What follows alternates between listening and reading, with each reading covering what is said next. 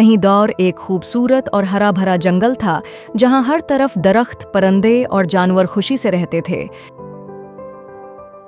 उसी जंगल में 3 बैल रहते थे, एक काला, एक सफेद और एक भौरा। तीनों बहुत गहरे दोस्त थे और वो हमेशा एक साथ चरने जाते, साथ खेलते और खुश रहते। उनकी दोस्ती इतनी मजबूत थी कि जंगल का हर जानवर उनकी मिसाल देता था। वो कभी एक दूसरे से जुदा ना होते थे।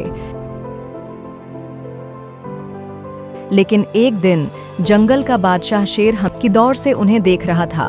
वो जानता था कि जब तक ये तीनों साथ हैं, वो उन पर हमला नहीं कर सकता। शेर ने एक चालाक मंसूबा बनाया। उसने सोचा, अगर मैं उनको आपस में लड़ा दूं तो ये अलग हो जाएंगे, फिर मुझे उन्हें मारने में आसानी होगी।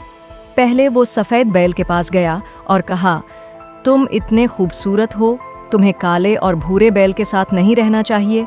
सफ़ेद बैल ने शेर की बातों पर गौर किया। आहिस्ता आहिस्ता तीनों बैलों के दिलों में शक आ गया। उन्होंने एक दूसरे से बात करना बंद कर दी और वो अलग अलग रहने लगे। एक दिन जब सफ़ेद बैल अकेला चल रहा था, शेर अचानक उस पर हमला आवर हुआ। अब कोई बचाने वाला नहीं था।